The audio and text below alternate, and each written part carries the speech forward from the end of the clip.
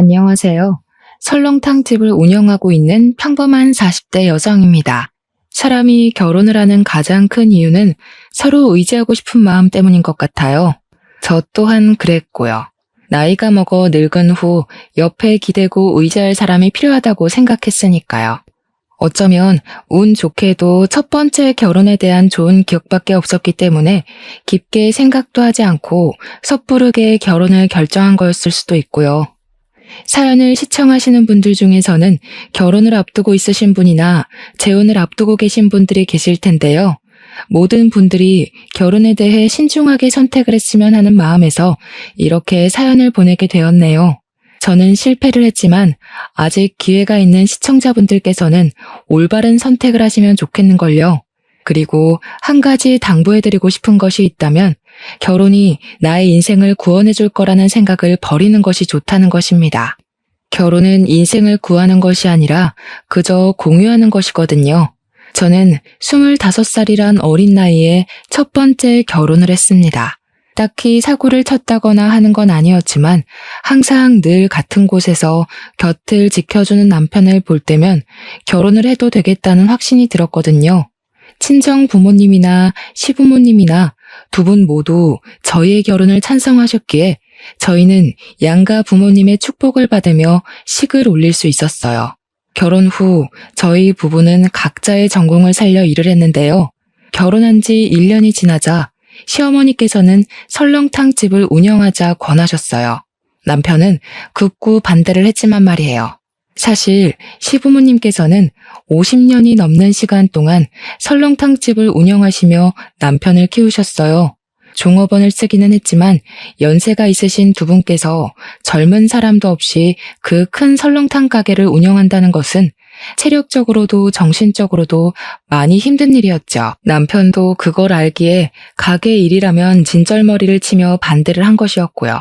남편은 시부모님에게 설렁탕 가게를 접거나 다른 사람에게 넘길 것을 권했지만 가게를 운영하면서 벌어들이는 금액이 상상 이상이었거든요.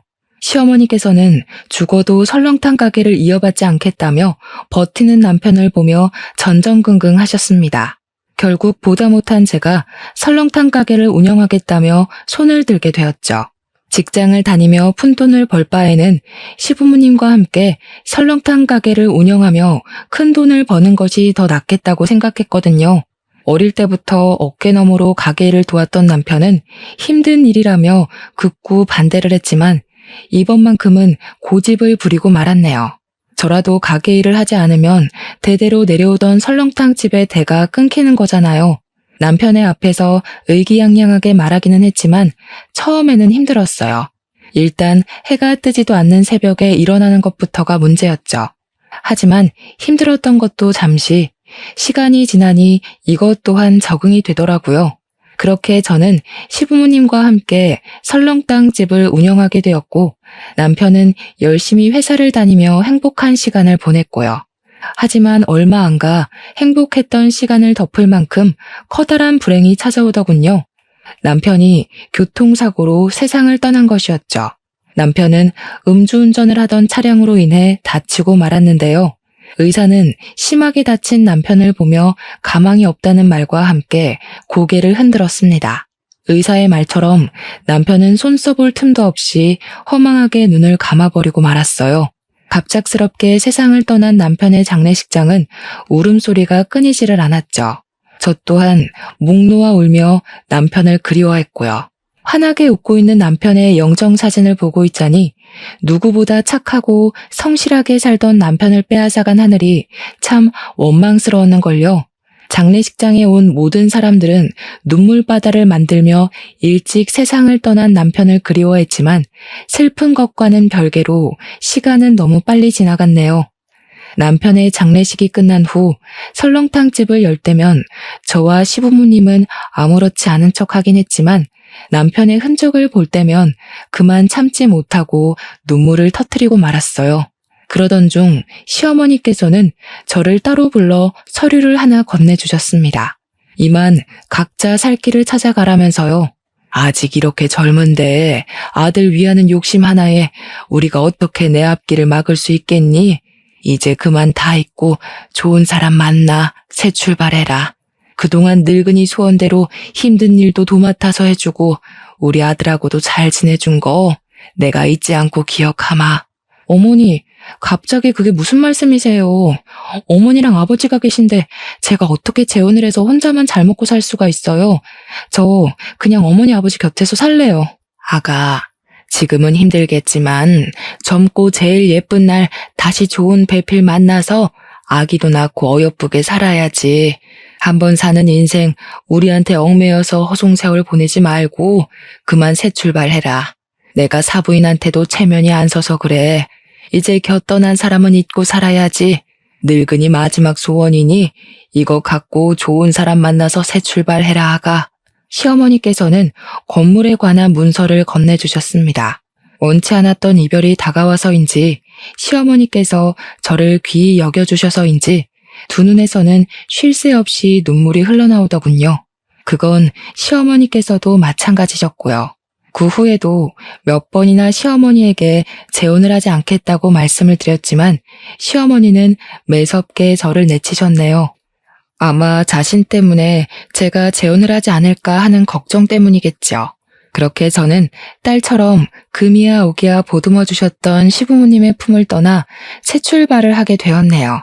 제일 먼저 한 것은 부동산을 찾아가는 일이었어요. 수중에 있는 금액으로 상가를 구하기 위해서였죠.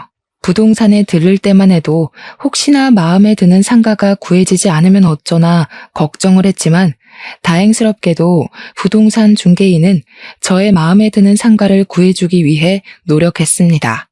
그 덕분에 저는 힘 하나 들이지 않고 괜찮은 상가를 들어갈 수 있게 되었고요. 새로 구하게 된 상가는 위치도 위치였지만 무엇보다 친정 부모님 댁과 가깝다는 점이 참 마음에 들더군요. 가뜩이나 연이은 이별로 인해 헛헛한 속을 부모님께서 채워주시는 것 같았거든요. 어머니께서는 새로운 상가에서 카페나 꽃꽂이 가게 같은 것을 열길 바라셨어요. 괜찮은 남자를 만나기 위해서는 다른 사람들이 보기에 있어 보이는 장사를 해야 한다면서요. 어머니에게는 참 죄송한 말씀이지만 저는 애초에 남들이 다 하는 꽃꽂이나 카페 같은 걸 할 생각이 없었어요. 비록 시부모님과 이별을 하기는 했지만 50년이 넘는 시간 동안 운영하시던 설렁탕집을 저라도 대를 이어서 운영하고 싶었으니까요. 그래서 부모님의 반대도 무릅쓰고 다시 설렁탕 가게를 차리게 된 것이었죠. 간단하게 상가를 수리한 후 바로 영업에 들어가고 저는 장사가 안 되면 어쩔까 하는 걱정을 할 틈도 없이 바쁘게 움직이게 되었어요. 사람들의 소문을 듣고 전국 방방곡곡에서 찾아왔거든요.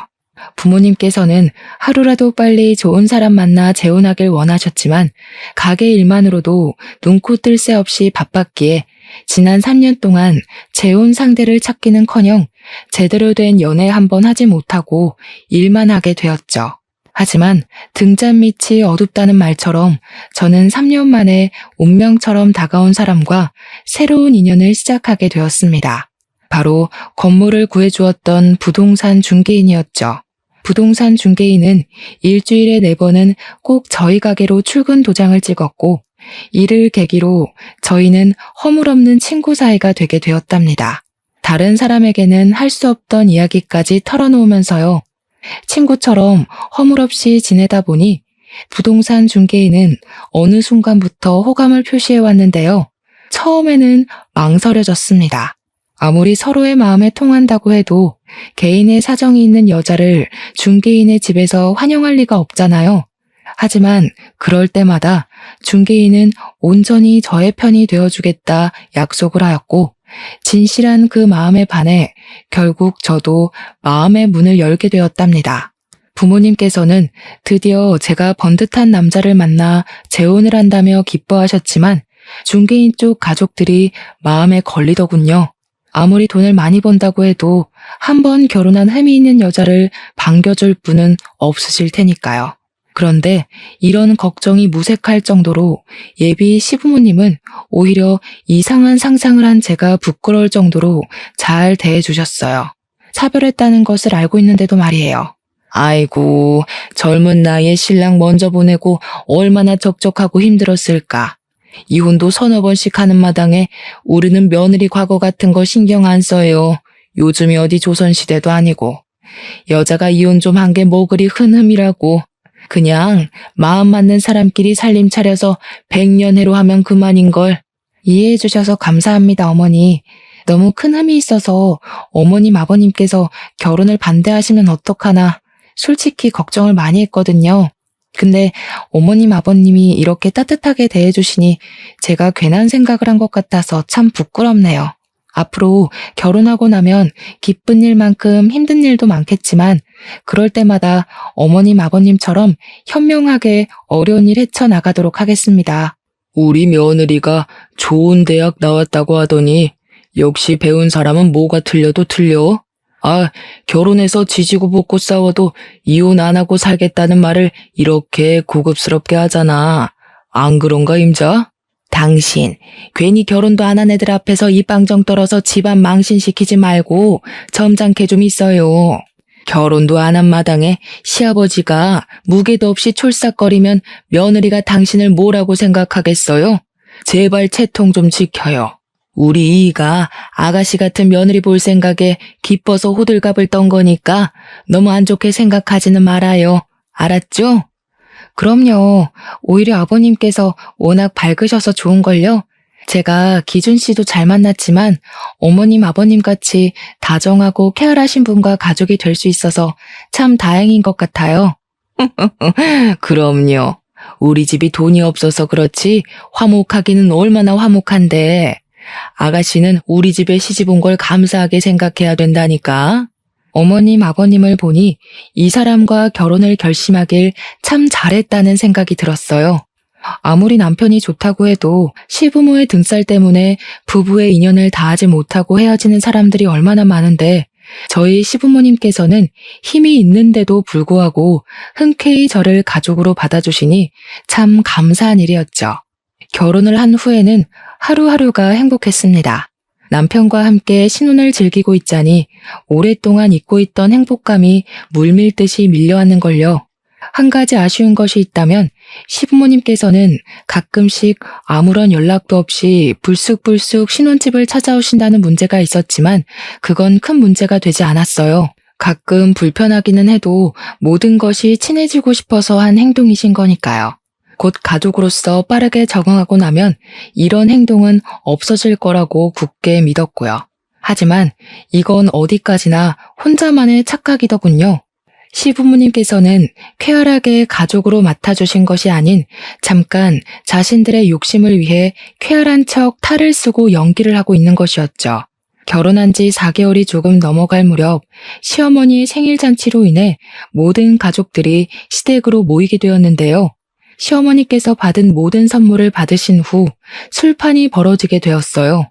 술잔을 주고받던 중 술기운이 잔뜩 오른 남편은 도련님에게 실언을 하게 되었습니다. 설렁탕 가게를 운영하며 얼마를 벌어들이는지 대략적인 수입을 공개해버린 것이죠. 남편의 입을 막아보려 했지만 한번 뱉어진 말은 다시 주워 담을 수가 없었고 수입 이야기를 들은 도련님은 두 눈을 동그랗게 뜨며 놀란 표정을 지었네요. 아마도 평범한 설렁탕 가게를 운영하면서 대기업에 다니는 자신보다 경제적으로 더 풍족할 줄은 몰랐던 모양이었어요. 약간의 정적이 있은 후 도련님은 농담 반 진담 반으로 툭툭 농담을 던지기 시작했죠. 기분 좋은 농담이었다면 저 또한 웃는 낯으로 대했겠지만 도련님이 건넨 농담은 상당히 기분이 나쁘더라고요. 시댁 식구들이 다 모인 자리에서 전 남편의 이야기를 꺼내니 기분 좋게 대하는 것이 더 이상한 거잖아요. 이야, 우리 형수님 지금 보니 완전 날로 먹으면서 돈 버시네. 요즘 사람들 설렁탕이라면 잘 먹지도 않아서 간신히 입에 풀칠이나 하고 사실 줄 알았거든요. 의외네요. 힘 하나 안 들이고 떼돈 벌 줄 알았으면 나도 뼈 빠지게 공부해서 취업하는 게 아니라 설렁탕집이나 여는 건데. 말 나온 김에 나도 회사 때려치우고 설렁탕 가게나 하나 차릴까 봐요. 제대로 된 대학도 안 나온 형수도 이만큼 돈 벌어서 먹고 사는데 나라고 못할 건 없잖아요? 역시 우리 아들은 좋은 대학을 나와서 그런가 머리 하나는 기가 막히게 좋다니까. 여자 혼자 일하는 게 얼마나 힘든 일인데.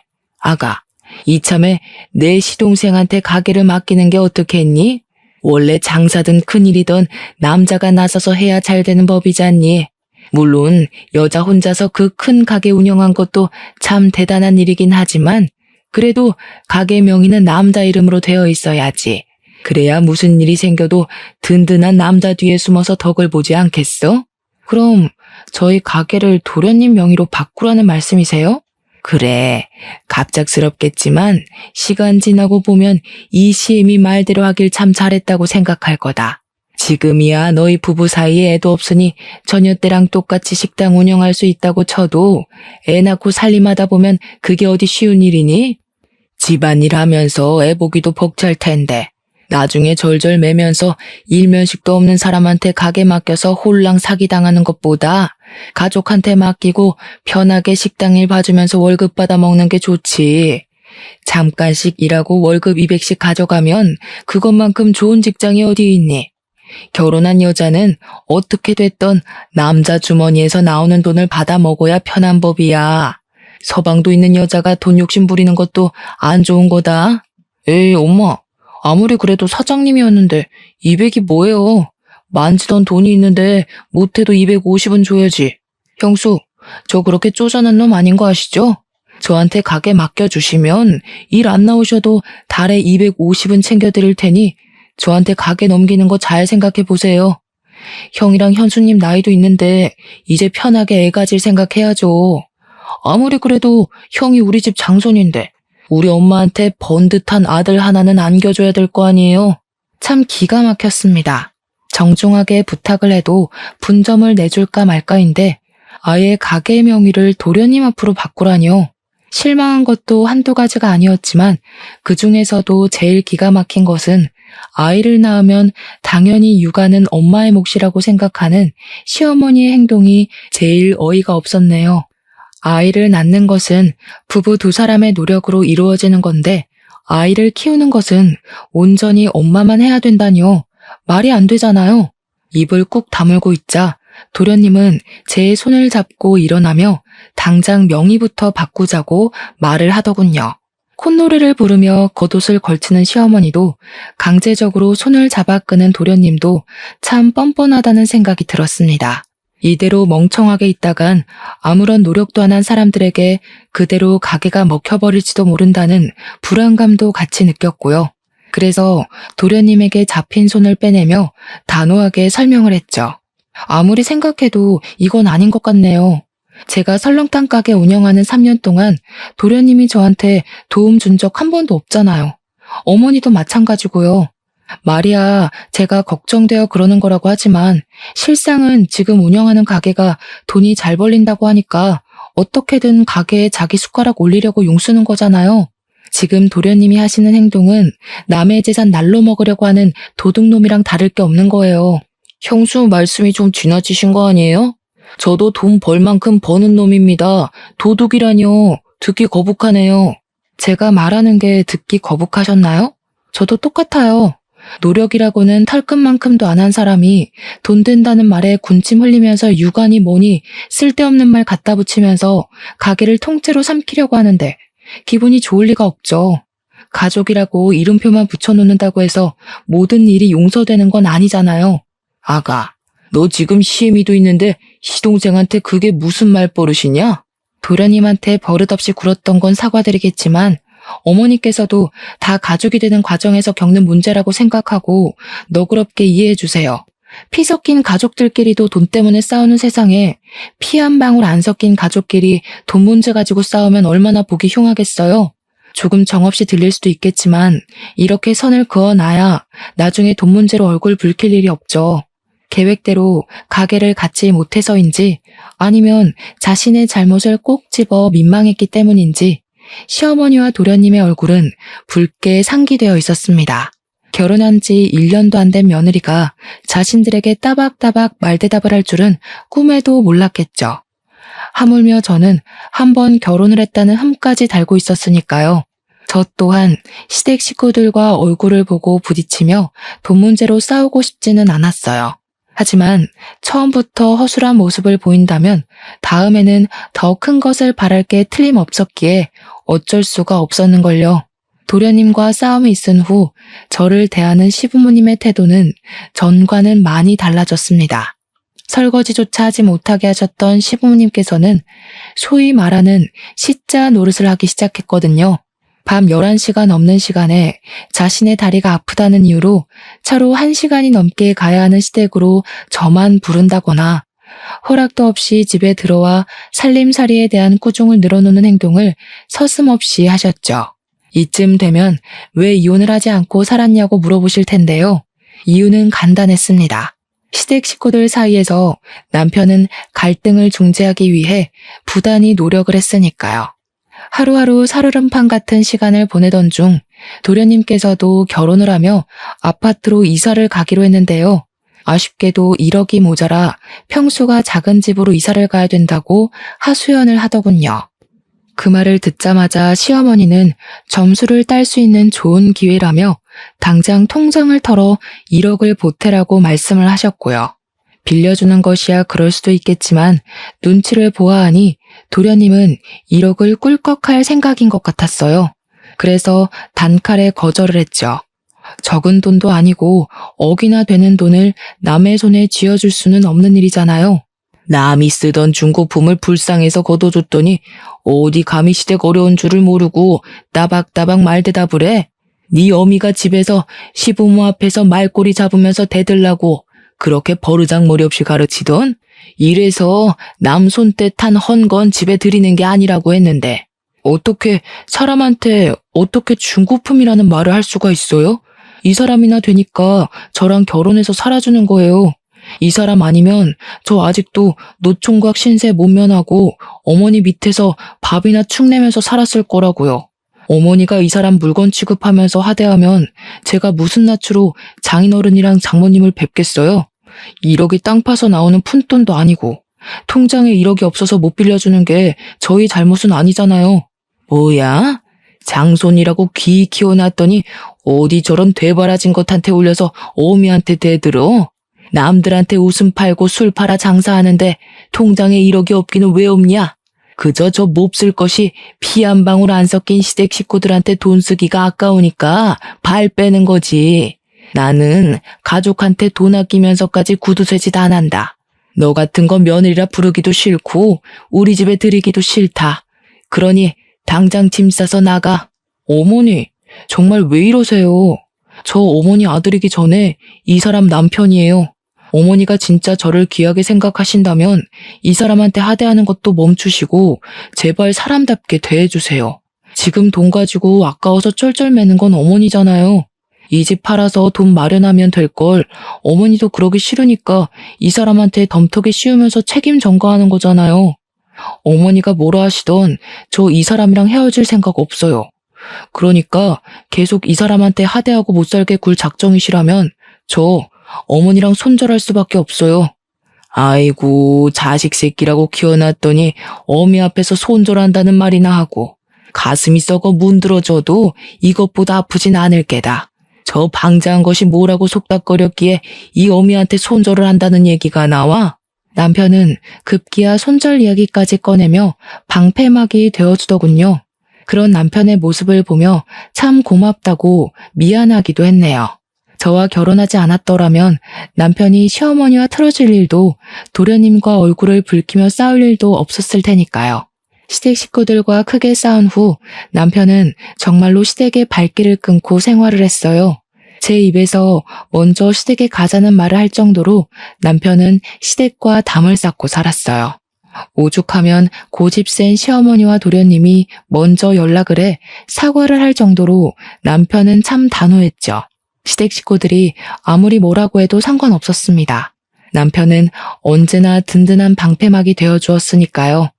시댁 식구들이 뭐라고 하던 든든한 편이 되어주는 남편이 있으니 결혼 생활을 하는 동안 크게 불편한 점은 없었어요. 그렇게 저희 부부는 한동안 잔잔한 시간 속에 여유로운 신혼생활을 즐길 수 있었네요.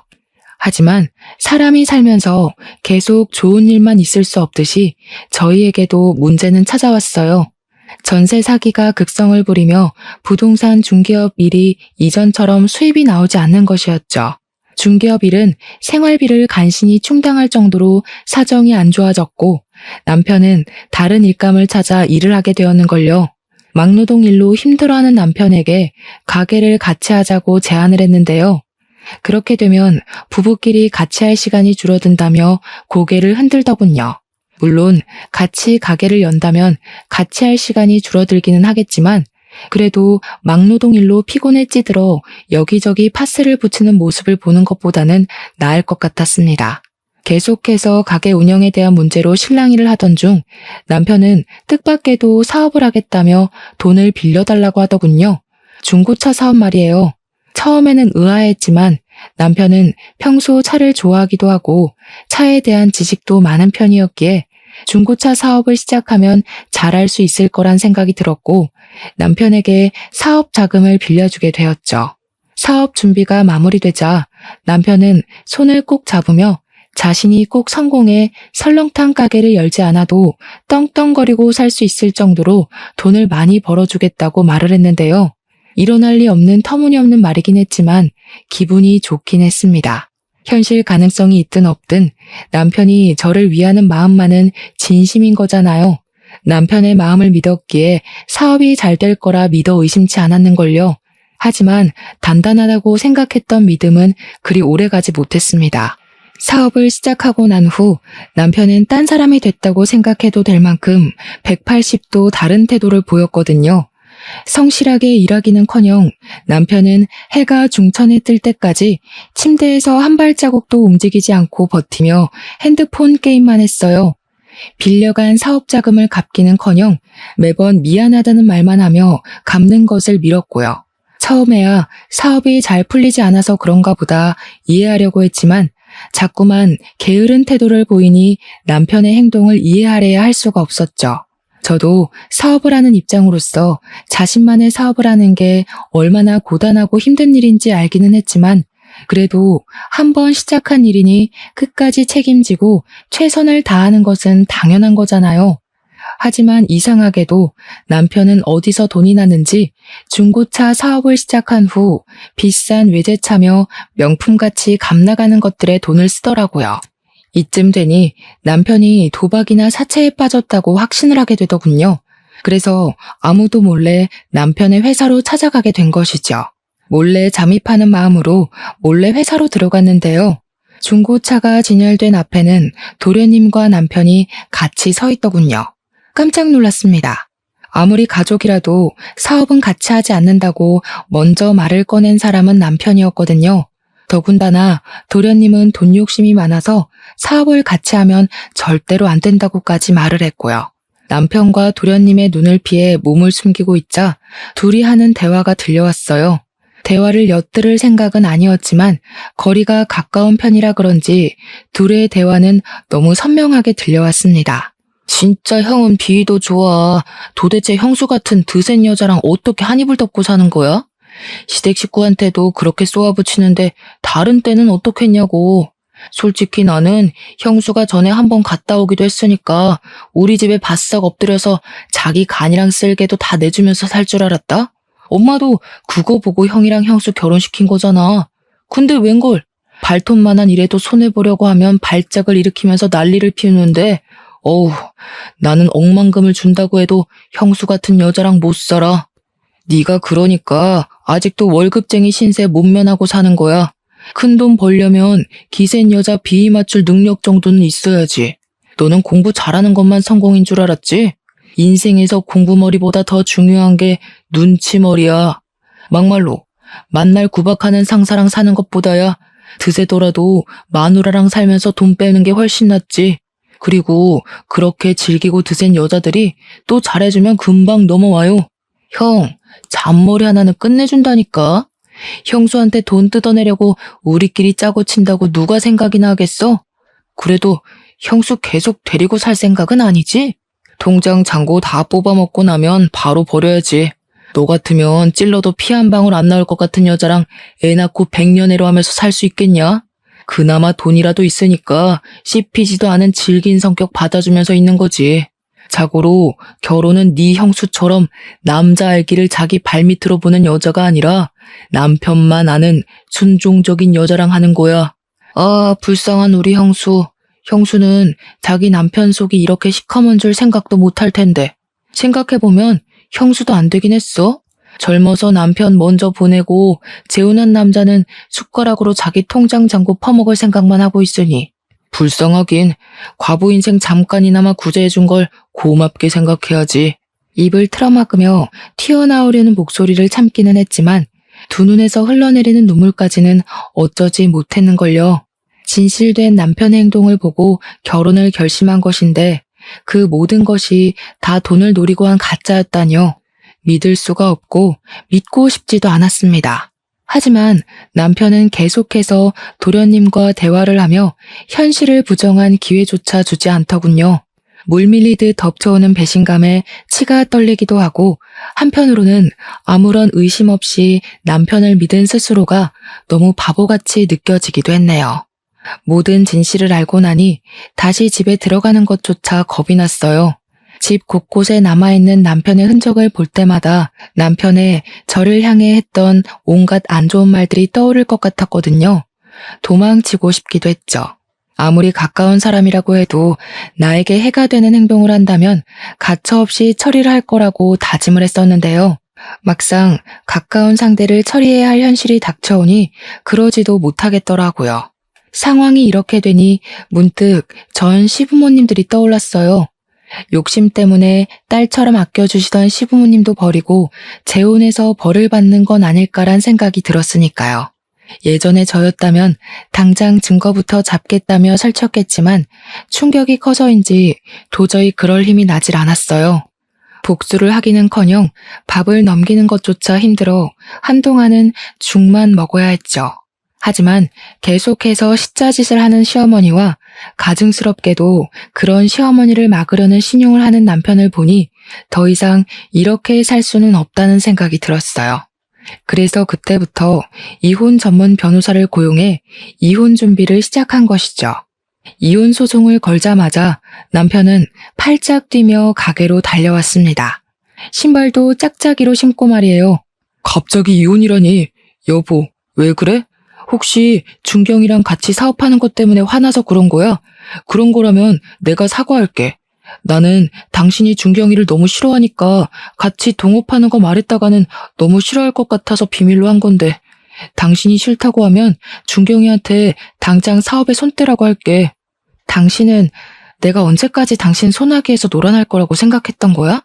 내가 그렇게 바보 천치로 보였어? 식구들이랑 짜고 치면서 앞에만 가리고 연기하면 내 돈 다 뜯길 때까지 속아줄 줄 알았냐고. 당신 연기 실력 끝내주더라.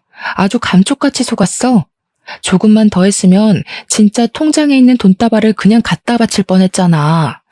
그래도 고생한 값이 있으니까 내가 박수는 쳐줄게. 가족끼리 역할 분담하고 연극하느라 얼마나 힘들었겠어? 그러지 말고 당신네 식구들 이참에 배우로 직종을 바꿔봐. 사람 하나 바보 만들 정도로 실력이 훌륭하신 분들인데 대한민국 배우 생활 하나 제대로 못하겠어? 오, 연극이라니? 당신 꿈꿔? 도대체 무슨 말을 하는 거야? 이렇게까지 말하는데도 남편은 딱 시치미를 떼더군요. 그 모습이 얼마나 가짠턴지 실소가 새어나올 지경이었어요. 한편으로는 안타깝기도 했죠. 조금만 더 애를 썼다면 재산이고 가게고 홀랑 넘겨주었을 테니까요. 저한테는 참 감사한 일이었죠. 남편이 멍청한 덕에 가게는 물론 통장까지 지킬 수 있었으니까요. 저번에 회사 갔을 때 당신이랑 도련님이 얘기하는 거 들었어. 기세고 남편 위할 줄 모르는 여자랑 백년해로 하기 싫다며 원하는 대로 당신 놓아줄 테니까 지금이라도 말 잘 듣는 고분고분한 여자 찾아봐. 당신 연기 실력이면 그런 여자 하나 꼬시는 건 일도 아니잖아.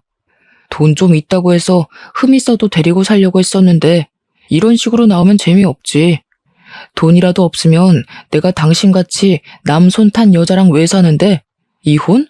나도 당신 같은 여자랑 살기 끔찍해서 지금 당장이라도 이혼하고 싶어. 근데 당신한테 쏟아부은 시간이 아까워서라도 그냥은 못 헤어지지. 나도 변호사 선임해서 재산 분할 값은 톡톡히 받아낼 테니까 두고 봐. 나야 다른 여자 만나서 재혼하면 그만이지만 결혼을 2번씩이나 실패한 당신한테는 나랑 헤어지고도 기회가 있을지 모르겠네. 이혼녀 꼬리표가 시간 지난다고 사라지는 것도 아니고 주제 파악을 이렇게 못해서 되겠어? 당신 같은 사기꾼한테 내 재산 뜯겨가며 말년에 돈 없어서 절절거리는 것보다야 이혼녀 꼬리표 달고 마음대로 돈 쓰면서 인생 즐기면서 사는 게 훨씬 낫지. 그리고 자기만 고고한 척 깨끗한 척 하지 마. 나한테 이혼녀 꼬리표가 붙었으면 당신 이마에는 사기꾼이라고 써붙여져 있으니까. 뭐야? 이제 이혼해서 서방이고 뭐고 눈에 뵈지도 않는다 이거야? 지금까지 사기꾼보다 더한 인간을 남편이라고 한 이불 덮고 자면서 내 돈으로 사업까지 차려줬는데 눈에 뵈는 게 있겠어? 혹시나 딴 말 할까봐 말하는 건데 나 당신한테 빌려줬던 사업 자금 무조건 받아낼 거고 위자료도 청구할 거야. 어이구, 돈도 많으신 양반이 그깟 5천만 원이 아까워서 소송을 건다고? 나는 가만히 있을 것 같아? 판사가 남편을 2번이나 갈아치우는 당신 편을 들어줄지 아니면 당신같이 드센 여자 만나서 고생한 순진한 내 말을 들어줄지 어디 두고 보자고. 어디 판결이 사람 얼굴 보고 나니? 쓸데없는 소리 하지 말고 위자료나 준비해놔. 그리고 남이 쓰던 거 가져다 쓰는 건 당신 특기잖아.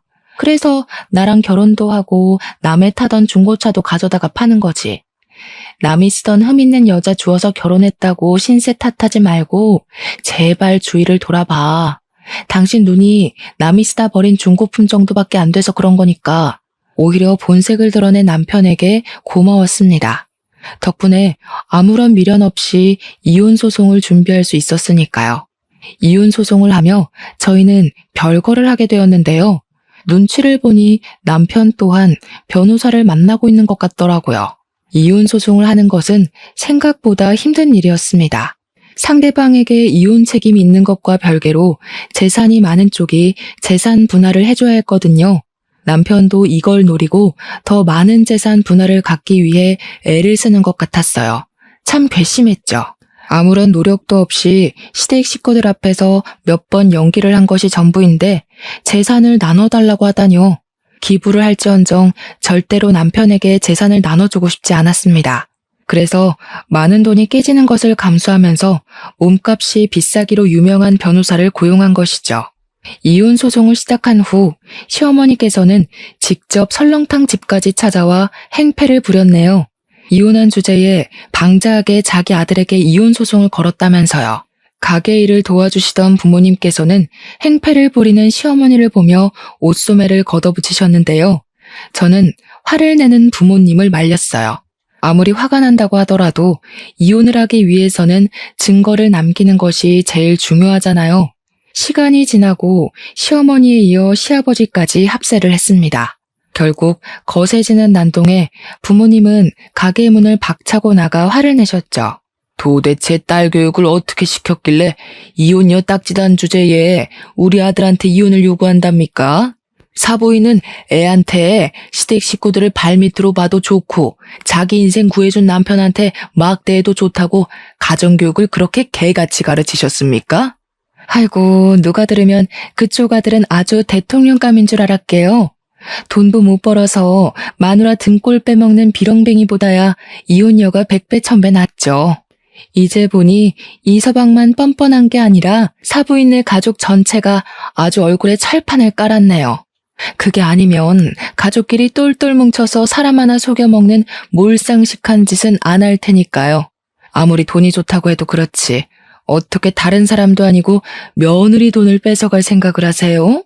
사돈같이 돈에 눈멀어서 몰상식한 행동하는 사람들 때문에 대한민국의 시어머니들이 다 욕먹는 거예요.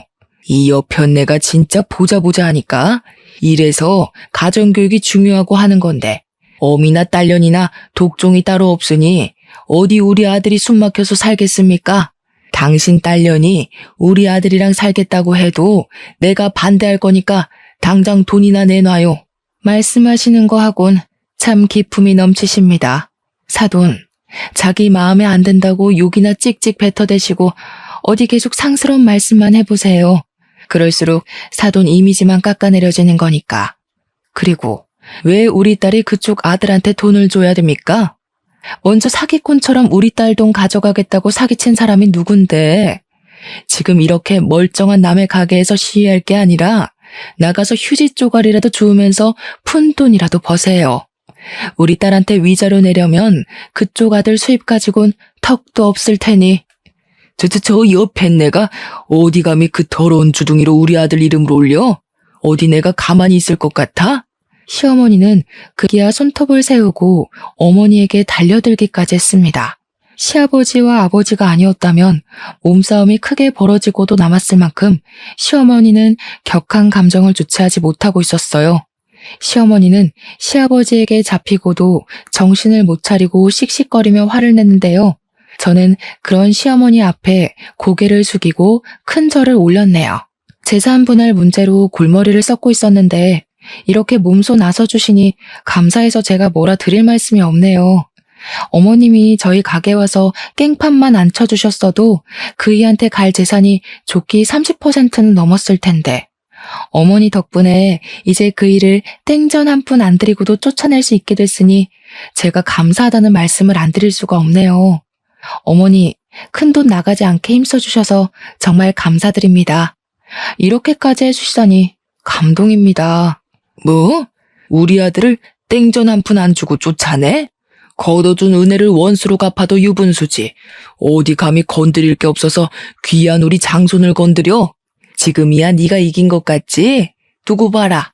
다시는 두 다리 뻗고 못 자게 만들어줄 테니까. 당신 그만해. 여기서 더 했다가는 재산 분할은커녕 돈도 못 받고 쫓겨날 수 있다고. 돈이 걸린 문제인데 화가 나도 참아야지. 시아버지께서는 간신히 시어머니를 진정시켰습니다. 아무리 몰상식한 사람이라고 해도 돈은 무서웠던 모양이었어요. 시어머니가 입에 담지도 못할 말을 하며 가게 앞에서 행패를 부린 덕분에 이혼 소송은 점점 저에게 유리한 쪽으로 돌아갔는데요. 변호사와 함께 열을 올리며 모아온 증거를 살피던 중 한 통의 전화가 오더군요. 상대는 남편의 친구였죠. 의아해하며 전화를 받자 남편의 친구는 잠시 만나자고 했어요. 일단 만나기로 한 장소로 나가기는 했지만 그래도 머릿속에는 계속 의문이 들었네요. 남편 친구는 마리아 친구지 사실은 남편과 사이가 별로 좋지 않았거든요. 결혼식 이후 한 번도 보지 않을 정도로 말이에요. 딱 한 번밖에 보지 않은 사이였기에 만나지 않았는데도 어색한 공기가 느껴지는 것 같더라고요. 그런데 남편 친구를 만난 순간 그런 시시한 어색함 따위는 금세 잊고 말았습니다. 남편 친구는 다짜고짜 고개를 숙이며 제발 도와달라고 부탁을 했으니까요. 처음에는 당황스러워 어쩔 줄을 몰라 했지만 숨겨진 사정을 듣고 나니 남편 친구의 행동에 고개를 끄덕이게 되었어요. 사실 남편이 도련님과 운영하는 중고차 사업은 둘만 하는 것이 아니라 정과가 있는 깡패들과 함께하는 것이더라고요. 합법적인 방법으로 사업을 했다면 괜찮겠지만 문제는 남편이 하는 일이 합법적이지 않다는 것이었죠. 남편은 중고차를 사고 파는 과정에서 나이가 어린 사람들을 중심으로 폭행과 협박을 서슴지 않으며 자기들이 편한 대로 이득을 취한 것이죠.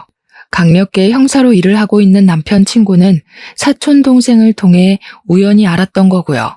남편은 친구의 사촌 동생에게 자신이 했던 대로 깡패를 동원해 반협박식으로 폐차 직전의 중고차를 비싼 가격에 팔아버렸거든요. 모든 사실을 알고 나니 남편을 절대 용서할 수 없었어요. 한 점 부끄러움 없이 번 제 돈으로 다른 사람에게 피해를 주며 돈을 벌다뇨. 그건 물건을 팔고 합당한 이득을 취한 것이 아니라 그저 무력을 사용해 돈을 빼앗은 거잖아요. 남편 친구를 도와주기로 한 후 바로 택시를 타고 남편 회사로 향했습니다. 차를 타고 간다면 남편에게 덜미가 잡혀 증거를 잡기는커녕 오히려 역효과가 나타날 수도 있으니까요. 그런데 뜻밖에도 남편이 불법적인 일로 돈을 벌고 있다는 증거보다 먼저 알게 된 중요한 사건이 있었어요. 바로 남편이 다른 여자와 외도를 저지르고 있다는 것이었죠. 남편은 제가 와 있는 줄도 모른 채 다정하게 내연녀와 깨어는 채 비싼 외제차를 타고 어디론가 향하더군요. 남편이 외도를 저지르고 있다는 것을 발견했을 때는 배신감이 들기는 했지만 그렇다고 사경을 헤매며 모든 것을 포기할 정도로 힘들지는 않았네요. 이미 남편이 회생 불가능한 쓰레기인 걸 안 상태였기에 크게 충격적이지 않았거든요. 남편이 외도를 저지르고 있는 것을 카메라에 잘 담은 후 담장 너머로 사무실을 크게 돌았는데요. 아무래도 혼자서 증거를 잡기는 어렵겠더라고요. 그래서 친한 동생에게 사정을 말한 후 남편 회사에 청소부로 취업을 해달라고 부탁을 하게 되었죠. 마침 남편의 회사에서는 청소부를 구하고 있었기에 참 다행스러운 일이었죠. 그렇게 한 달 동안 친한 동생은 착실하게 자신이 모은 증거를 가져다 주었는데요. 모아놓은 증거를 본 순간 서류를 바닥에 떨어뜨리고 말았습니다. 남편은 그동안 협박만 한 것이 아니라 대포차와 도난 차량을 유통하고 거래하는 등 온갖 더럽고 불법적인 일은 다 저지르고 다니면서 돈을 벌고 있다는 사실을 알게 되었거든요. 남편이 고쳐 쓸 수 없는 쓰레기라는 것은 알고 있었지만 이 정도 악질일 줄은 몰랐는걸요. 고생해서 증거를 모아준 동생에게 두둑한 보상을 한 뒤 바로 남편 친구에게 전화를 걸었죠. 남편 친구는 바로 이 정도면 바로 구속을 할 수 있을 것 같다며 고맙다는 인사도 잊지 않고 해주었는데요. 운명의 장난인지 잠잠하던 핸드폰이 울리며 전화가 오더라고요. 남편한테 말이에요. 전화를 받자 남편은 다짜고짜 병원으로 오라고 하더군요. 알고 보니 만취한 상태로 음주운전을 하던 도련님이 화물차와 충돌을 하는 바람에 크게 다쳐 입원을 하고 있던 것이었죠. 병원에 가보니 시어머니는 의식을 잃은 도련님 앞에서 목 놓아 울며 도련님과 사고가 난 화물차 주인을 저주하고 있었습니다. 정작 불쌍한 것은 아무 죄가 없는 화물차 주인인데 말이에요. 잠자코 앞에 서 있자 시어머니는 갑자기 저의 멱살을 잡으며 화풀이를 하기 시작했어요. 이 망할 것, 세상 떠난 전 남편 흔적을 그대로 달고 들어오더니 기어코 네가 사고를 치는구나. 우리 집에 들어오지만 않았어도 우리 아들이 이 사달이 나지는 않았을 텐데 당장 우리 아들 살려내라 이 몹쓸 거사. 생사람 잡지 마세요. 누가 보면 제가 도련님한테 제발 술이 떡이 돼서 운전대 잡으라고 시킨 줄 알 거 아니에요. 어머니 자꾸 쓸데없이 저한테 화풀이 하시는데요. 도련님이 다친 건 어디까지나 술 먹고 운전한 도련님 잘못이잖아요. 내가 지금 뚫린 입이라고 함부로 짓거리는구나. 내가 이러라고 널 여기 부른 줄 아냐? 당장 내 아들 목숨값이나 내놔. 다시 시작되는 돈 타령에 진절머리가 날 정도였습니다. 결국 저를 여기로 부른 이유가 돈 때문인 거잖아요. 다시 막무가내로 나오는 시어머니에게 한 소리를 하고 싶었지만 남편 친구에게서 전화가 오더군요. 남편을 구속하기 위해 현재 있는 위치를 알려달라고 하는 것이었죠. 그렇게 위치를 알려준 지 얼마 뒤 남편 친구는 다른 형사들을 데리고 병원으로 들어왔습니다. 저는 남편 친구에게 위치를 알려주기 위해 앞장섰고요. 그런데 남편 친구와 함께 병실 안으로 들어오자 남편은 눈이 뒤집혀서 추궁을 하기 시작하더군요. 자신 몰래 바람을 피웠냐면서요. 어이가 없었습니다. 자신은 대놓고 다른 여자와 의도를 즐겨놓고 추궁을 하다뇨. 식당에서 해프게 웃음 흘리고 다닐 때부터 알아봤어야 하는 건데 바람을 피워도 하필 내가 아는 사람이랑 피울 건 뭔데? 그래, 결혼도 2번 했는데 바람이라고 못 피울 거야 없지. 원래 유책 배우자는 가지고 있던 재산 더 내놔야 되는 건 알고 있지. 이 일을 계기로 당신 가지고 있는 재산은 깡그리 긁어올 테니까 각오해.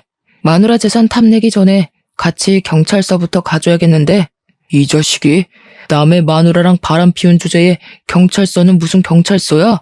형사식이나 되는 놈이 남의 마누라랑 바람 피운 주제에 뭐가 그렇게 잘나고 당당하게 고개를 빳빳이 들고 있는데 나 너한테도 상간남 소송 걸 테니까 두고 봐. 남편 친구는 아직도 정신을 차리지 못하는 남편을 한심하게 쳐다본 후 밖에서 대기하고 있던 형사들을 불러 남편의 손목에 수갑을 채우게 했습니다. 그제야 현실을 깨달은 남편이 당황하며 설설 기기 시작했고요. 환자가 있는 병원에서 무슨 행패냐? 형사라는 자식이 어디 죄 없는 내 아들 손목에 수갑을 채워? 죄를 지었으니까 수갑을 차는 거죠. 불법적인 일하면서 남의 눈에 피눈물 나게 했는데 이 정도 수갑 차는 거야 대수도 아니죠. 남편 친구는 그동안 남편이 저질렀던 모든 악행을 간단하게 설명했는데요. 그 말을 듣자마자 시어머니와 남편은 금세 바닥에 무릎을 꿇으며 싹싹 빌기 시작했습니다. 제발 감옥에 가지 않을 수 있게 도와달라면서요. 나 이대로 감옥 가면 당신한테 위자료 주기는커녕 빌렸던 돈 원금도 못 갚을지 몰라. 우리 사이가 틀어져서 이혼하는 건 맞지만 당신 돈은 지켜야 할 거 아니야. 그러니까 비싼 변호사 써줄 거지? 내가 정신 나갔다고 원금보다 비싼 돈 발라가면서 당신한테 비싼 변호사 붙여주게? 왜? 그동안 깡패들이랑 순진한 젊은 애들 협박해서 돈 맛볼 때는 이렇게 수갑차게 될 거라고는 생각도 못했나 보지? 쓸데없는데 힘 빼지 말고 그냥 조용히 가서 죗값이나 달게 받아. 그게 당신이 할 수 있는 유일한 속죄의 길이니까. 아이고 아가, 작은 애도 사경을 헤매는 와중에 우리 장손까지 없으면 나는 어떻게 살라고. 이 늙은이 마지막 소원이라 생각하고 제발 도와주렴. 내가 이렇게 싹싹 비마. 어머니, 남들 괴롭히고 죄지은 게 어머니가 무릎 한번 꿇는다고 해서 없어지는 건 아니잖아요. 어머니가 저한테 맨날 하시던 말씀 있잖아요. 제대로 교육도 못 받아서 이혼도 2번씩이나 하고 사는 거라고. 어머니도 마찬가지세요. 어머니가 아들을 양심 없게 키우신 덕분에 이 사람 죗값 받는 거니까 업보라 생각하고 너무 억울해하지 마세요. 시댁 식구들은 뒤늦게 잘못을 빌며 바닥에 엎어졌지만 이미 늦은 후였습니다. 남편은 조사를 받은 후 6개월간의 사업정지와 2천만 원의 벌금형이 내려졌죠. 남의 돈을 빼앗은 악질짓을 해놓고 고작 벌금형으로 끝난다는 것이 화가 나더군요. 하지만 벌금형을 받은 후 중고차 사업은 망하기 직전까지가 정리가 됐으니 죗값을 받은 셈이긴 했지만요. 사업을 접은 후 남편은 툭 하면 가게를 찾아와 2번 이혼 후 혼자 살면 안 좋은 점들을 나열하며 재결합을 요구하는데요. 차라리 사람들의 손가락질을 받으면 받았지 죽었다 깨어나는 한이 있더라도 남편과 다시 잘해볼 생각은 손톱만큼도 없습니다. 애원이 통하지 않자 남편은 시부모님까지 데리고 와 같이 엉터리로 적힌 각서를 내밀며 다시 잘해보라고 말을 했어요. 각서에는 2번 다시 시댁과 연락하지 않겠다는 내용이 적혀 있었고요. 아들이 재결합하지 않는다고 하자 쪼르르 달려와 같이 무릎을 꿇기까지 하는데 시댁과 연을 끊고 산다니 절대 지켜지지 않을 내용이었죠. 자꾸 가게 찾아와서 영업 방해할 시간 있으면 나가서 돈이라도 벌어. 나한테 빌린 돈 아직도 안 갚았잖아. 위자료에 빌린 돈에 갚을 게 한두 가지가 아닌데 태평하게 무릎이나 꿇고 있으면 어떡해. 나는 당신한테 10원 한 장까지 다 받아낼 거니까 소송 걸리기 싫으면 가서 돈이나 벌어. 아무리 내가 잘못을 했다고 해도 같이 산 세월이 있는데 이 정도 잘못은 눈 감아줘야 되는 거 아니야? 앞으로 내가 잘할게. 인생에 딱 한 번 있을 실수라고 생각하고 제발 받아줘. 지금 당신을 다시 받아주면 이 일을 시작으로 사는 내내 사고치고 돌아다닐 텐데 내가 뭐가 아쉬워서 당신이 질질 흘리고 다닌 뒤치다거리만 하고 살아야 되는데 나 일해야 되니까 쓸데없는 소리 하지 말고 당장 나가. 자꾸 가게 앞에 버티고 서 있으면 당신 친구 부를 거야? 당신도 자존심이라는 게 있을 텐데 또 불미스러운 일로 친구 얼굴 보고 싶지는 않을 거 아니야. 재결합이 실패하자 남편은 작전을 바꾸었는지 말도 안 되는 금액을 부르며 재산 분할을 요구했어요. 원래라면 결혼한 지 3년이 지난 후였기에 남편에게 가지고 있던 재산을 나눠주는 것이 맞았지만 남편이 저지른 사건과 외도를 한 것을 증거로 제출하니 반대로 남편이 저에게 위자료를 줄 처지가 되었죠. 남편은 제발 위자료를 받지 말아달라며 부탁을 했지만 저는 그동안 받았던 모욕을 생각해서라도 위자료를 다 받아냈네요. 현재 남편과 모든 것을 끝낸 저는 가게 일에만 열중하며 살고 있어요.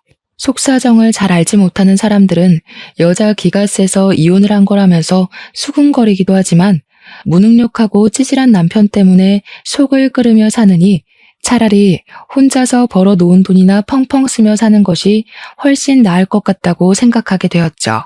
현재 결혼으로 인해 자신이 하고 있는 일을 그만두기로 결심한 분들이 있다면 절대 그러지 말라고 말씀드리고 싶습니다. 사랑과 별개로 개인의 경제적인 능력은 꼭 필요하니까요. 비록 저는 결혼에 실패했지만 결혼을 앞두신 시청자분들께서는 꼭 행복한 결혼 생활을 하시길 진심으로 바랄게요. 그럼 지금까지 저의 이야기를 들어주신 시청자분들에게 감사의 인사를 올리며 마침표를 찍도록 하겠습니다. 사연을 들어주신 시청자분들 진심으로 감사드립니다.